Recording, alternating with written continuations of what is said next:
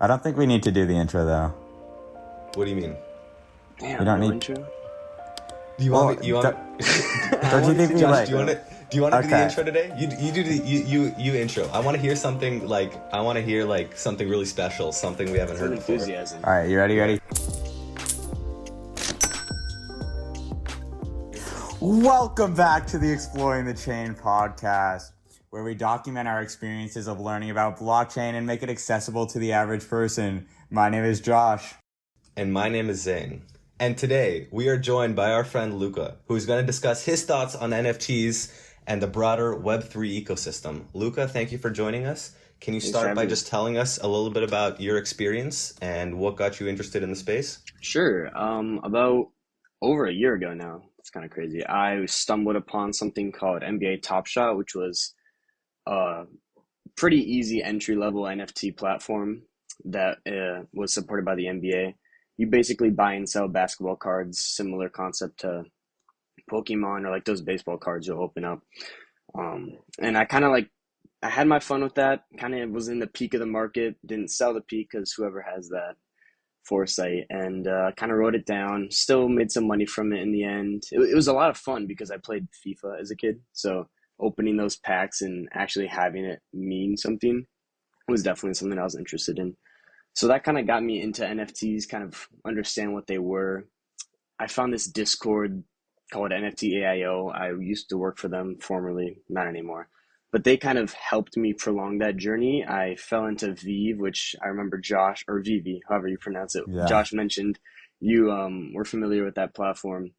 I, like I said, had my fun with that for a while, but in the end, I kind of stumbled onto Ethereum NFTs or OpenSea NFTs that are commonly known today, like where you'll find Bored Apes and all the biggest names. And ever since then, just been engaging in communities and discords on Twitter, kind of absorbed a lot of my life for the last 8 months until I recently kind of put it in like the passenger seat because I noticed it improved my mental health a lot to be able to say like no to it and have some space from it. Yeah. I know what was difficult is like the main thing to get ahead of these projects and make the most money, you need to get in early. So how did you figure out like what projects would be good? Yeah, at a certain point, people will say like blue chip NFT, which is I would say like a blue chip stock is like Amazon or Apple, these large market cap stocks. And for someone to say like, oh, this would be a blue chip, that's just speculation and there's nothing really to that. So in hindsight, it's very easy to say like, oh, Bored Apes are going to be a blue chip because they were the first PFP on OpenSea, which isn't even true. I don't know why I said like CryptoPunks were first, which is why their floor was whatever, like 50 ETH right now, formerly like over 100. And just having that historic value, it was kind of easy to do well. So just being early myself, there's a lot of projects that I purchased and then maybe sold for like 2 times profit that if I look back at now, like maybe I missed out on 50 times profit or something like that. Because personally, I didn't have the foresight or really believe in NFTs in the form of profile pictures long term. So for some projects, you can recognize like their roadmap, which a lot of times just is giving you more profile picture NFTs, which isn't really real utility. But there's lots of ways where they can implement GameFi or tokenomics that could kind of boost the project's value to like the holders. Cool. Do you have any, now that you have a little more experience with it, do you have any specific indicators that you look for in these projects? We've talked about previously in a prior episode, like the amount of holders is sometimes people look at. Anything else like that? Any sort of fundamentals or numerical values that you actually look at? Are you referring to a project like mid to long term hold or just to make profit off of it? Both. Either Either way. one? Okay. Right now, the market is kind of in what they call like a degen meta, like degenerate. Basically, these free mints, so on the blockchain, you can't have free. Well, you have to pay for gas. But relatively free mints, you don't have to pay a mint price. These have been doing super well. So the most notable one recently was Goblin Town, which was a free mint, which went up to a floor of about 9 ETH. So I don't know, quick $10 to 27K if you were to hold it to the peak and sell. So to see that, I have a tool that I purchased called NFT Nerds, where it shows live data and aggregates different marketplaces. So you're able to see graphs and charts and like not histogram, bar graphs of like listings. So you can see kind of, oh, in the last hour, X amount were sold and X amount were listed, and I mean more supply than demand will go down, and vice versa. So kind of for this meta, I'd say that's a good way to look at it. In terms of like long-term projects, like you said, the holder count is important. I would say looking at Twitter and seeing how they interact, because if they have an active user base on Twitter, most likely they're gonna be like good holders. Like an art project that I'm kind of involved with now, just holding their art. It's called Ghosts, and you could have bought their art for $0 back then, and now the original Ghosts are selling for over 50 ETH. So kind of believing in the art of something too, because art is going to be valuable as long as people are willing to pay that price. So in the right market conditions, good art can be enough to boost the price. You mentioned Twitter. Twitter is a great space for learning about blockchain startups. So much tech is on Twitter. Do you have any recommendations or any place for someone who doesn't use Twitter, places to follow, ways to see good influencers? Yeah, I didn't use Twitter before I started with NFTs because I didn't feel the need. I used other social media platforms. So I kind of started in NFT Twitter, which would be my first tip, is to not have your personal Twitter be your Twitter that you use for NFTs, because your timeline is going to be messed up. You're not going to want to see the majority of the stuff you see if you're trying to browse it just for fun. But the best tip, I guess, would be to just grow your account, because you're going to grow your account, you're going to grow your followers, you're going to maybe click on some profiles and see projects you've never heard of or profile pictures you've never seen. And you're going to just gain a bunch of knowledge doing that, and try to get your followers up, because as kind of shallow as it sounds, the more followers you have, the more attention you'll get and the more interactions you'll have. So just following people with similar profile pictures, or like following trending hashtags within NFTs will definitely help with that. As for good follows, I don't necessarily use Twitter for information. I'd say the best tip is to make friends, because if you have a friend that specializes in a certain niche, like within the blockchain club, I have some friends who are very into DeFi. So I don't have the time to look as heavily as I do into NFTs to other parts of blockchain. So to have someone who knows a lot about DeFi and to say, oh, look into this or look into layer twos, that's going to be very helpful. Earlier, you mentioned that a lot of the NFTs right now are profile pics. Where do you see the use of NFTs in the future? Just as non-fungible assets. So I've heard lots of good examples of this. For one of the most common one is like NBA tickets, right? You go to the NBA, you have your ticket. It's supposed to be non-fungible, but it is a fungible asset. You could purchase a fake ticket or whatnot. And just to have that backed and not being able to be recreated, and you can certify that you own that ticket, you're able to go and you have a greater understanding of your own privacy and autonomy over your items. Another good example is, for example, like fake IDs. It's possible that in the future that it's not possible for someone under 21 to get alcohol, because they'll have a non-fungible asset as their ID. And Vitalik Buterin, the creator of ETH, recently talked about soul-bound NFTs, which are a new concept that he wants to roll out in the next Ethereum fork, where it can be transferred and then never transferred again, which they kind of have to some extent right now, but you have to manually do that. Like you have to activate that within the code. You can't just say this cannot be transferred once you send it to the place. So he said some use cases for that could be like high school diplomas, or like I said, IDs, passports, where once it's in this account, that account has value because it has this non-transferable NFT. One of the core theses of the blockchain community is like the idea of decentralization. So when you say it could be used for government IDs or something like that, do you think the government would be willing to Do you think that that goes against some of like the tenets of what like makes blockchain so great and like decentralization? Or do you think over time people will warm up to this type of thing and we could see that in the future?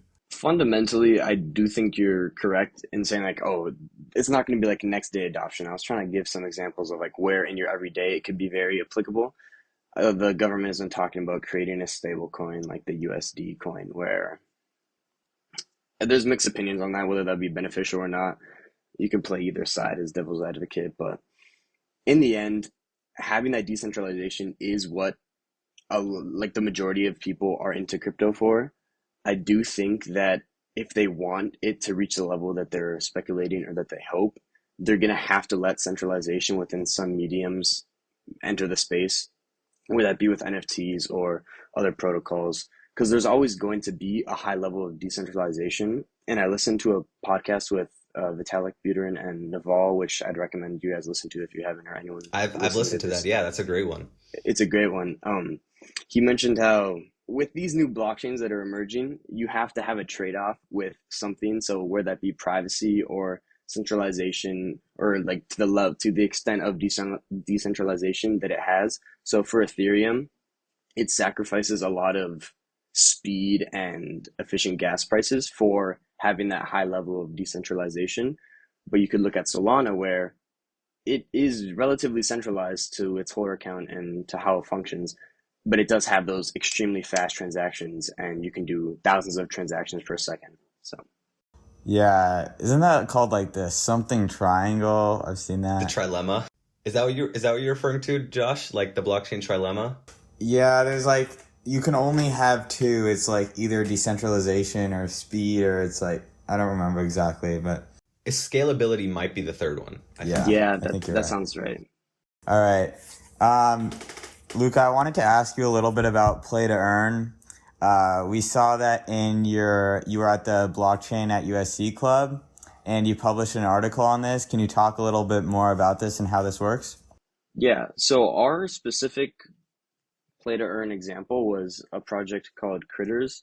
I'm not sure where they are now, but at the time the basic thesis is that they are a Minecraft based play to earn project. So already they're able to cut, like, the hardest part about making a play to earn game is that you have to develop a game first off of relatively low funding, because one of the shortcomings of play to earn is that it's relatively new. So to develop like a AAA game, you need to have a lot of funding and you need time. And you're just not able to compete with these game studios that have been doing this for years and have budgets way over these small NFT projects. Um, so Critters, they were smart. They used a game with public API. They were able to build a ecosystem and like a virtual world around this, and because of that they have like their token and everything in a marketplace on the blockchain that's gasless, so all of the items in game are NFTs because you own the assets to them. So hypothetically you could farm dirt for 12 hours and sell it and get some money for that, which I don't think it'd be very lucrative, but you could do so.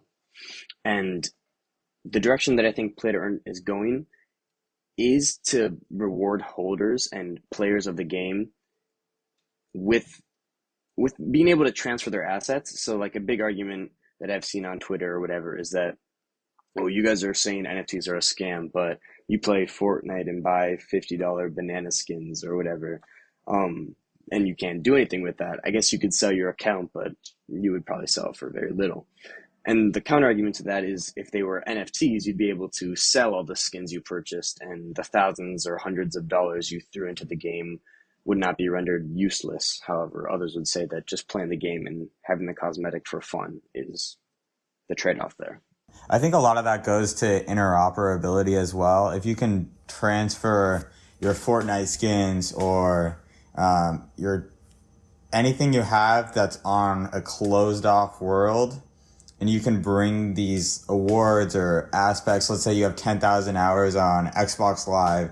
You can like show that out. That could be like a huge tool for the blockchain that it could like have an impact on. For sure. And I do think one of the not spoken widely limitations to play to earn, just being built on ETH is before the merge, at least, we know that gas prices are super high, and it's very hard with however much, I think it's like 32 million gas per transaction can go through in a single block. So you can calculate like how fast your game can run if it sits on ETH. But layer two solutions like Arbitrum or ZK Sync, the benefits of making a game on that on an L2 is that you have these extremely cheap and fast blockchains that are able to allow you to have a game where you need to have thousands and thousands of transactions per second, and you can't be held up by certain blocks and have to pay more for your transaction to go through. So that is definitely a big bottleneck for play to earn right now, is that one, there needs to be a blockchain that can host all these transactions and doesn't trade off too much of, like we were saying, like the triangle of blockchain. And then two, I'd say being able to scale these games on these blockchains. So Do you think we'll see play to earn games in the future, and this will be a viable model for the bigger AAA games? I do think the gaming community is very opposed to the idea of blockchain. I've spoken with a lot of friends who are just like, I see no use for having to own the items I play in game for. Like, I just play for fun. And I do think that with a lot of negative feedback, there is just going to be a couple brands and a couple companies that want to capitalize on this niche because, for example, Parallel, they have a card game that they have been developing for probably some years now that is based on, it's on ETH, which is kind of a shortcoming because all their packs at this point are kind of worthless because they've just diluted the supply of the cards. But it's going to be a hard hurdle to jump for projects and companies to create a AAA game that's play to earn and actually have people play it to the extent that they have people playing Warzone or Fortnite or these other huge games. So what you're saying is that like incorporating NFTs or money or these type of things into a game can act as a decentivization to actually enjoying the game, and that may harm like a game's growth in the future. I think that's certainly interesting, and that's certainly shown true with a lot of the games that I've seen currently. For sure, Ubisoft has been rumored to partner with a couple NFT projects, but I think they've kind of they've withdrawn.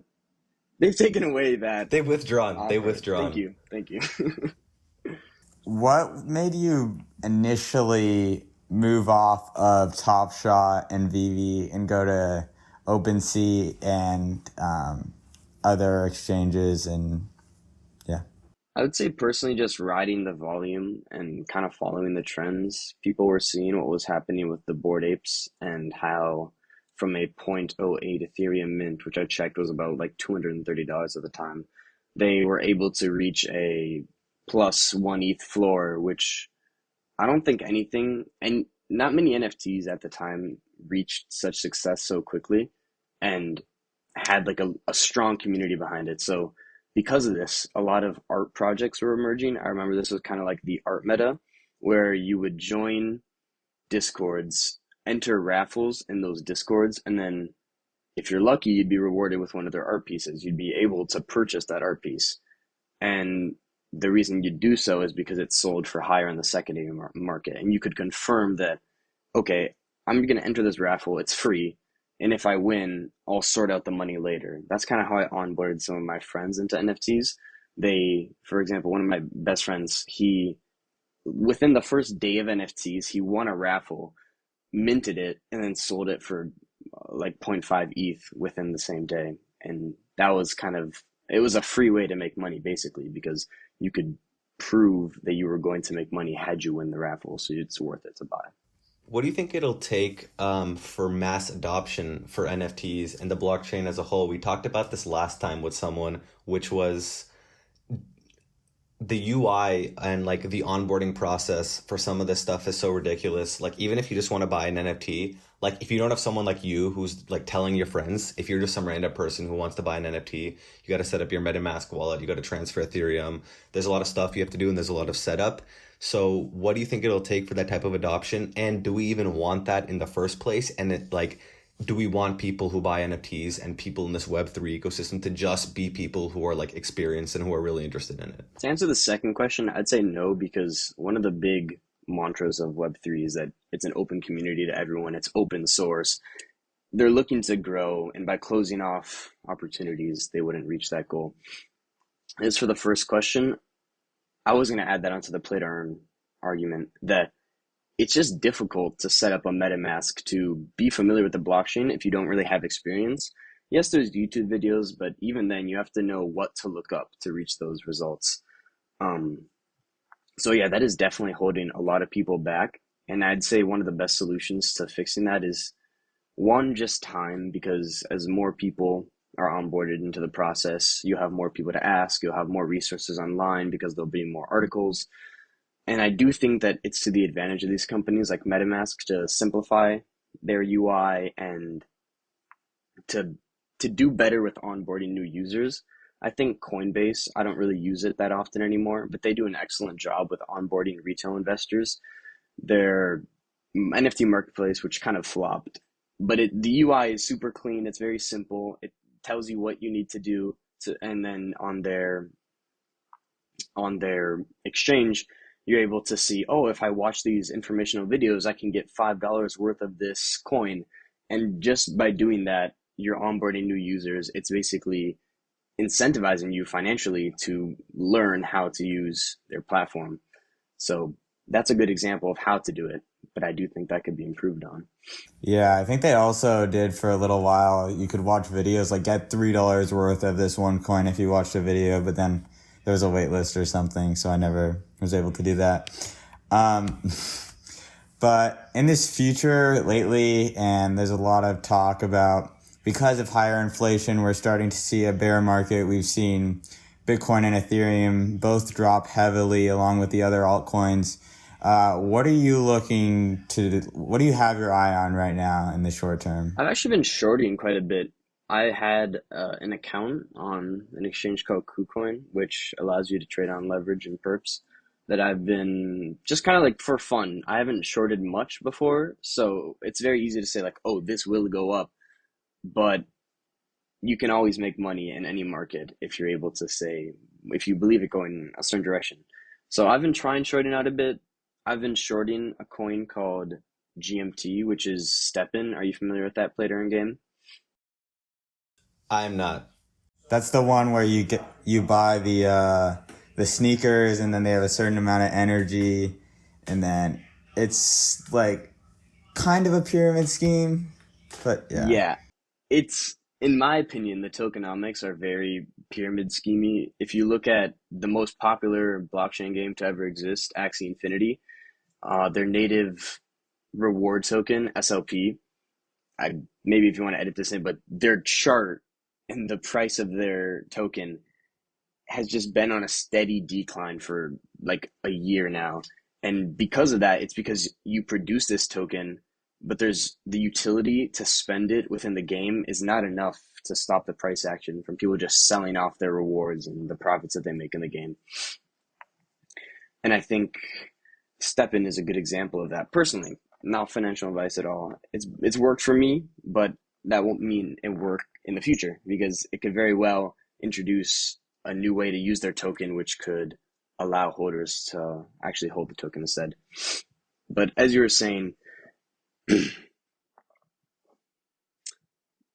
were you saying? Opinions on the broader market. Oh yeah, okay. Um, well, just in general, all assets classes have taken a huge hit, not just NFTs. If anything, if you were to look a couple weeks back, NFTs took a very slight hit until kind of recently they've been declining. Um, but for example, you could have held like supposedly blue chip stocks such as Airbnb or PayPal or even Amazon, I believe, tanked 40 or over 40% at its lowest, and beat down pretty heavily on your investment. And I do think it's time for a bit of a correction within the NFT space because even though I'm very active in NFTs, I personally believe that the profile picture meta is a humongous bubble.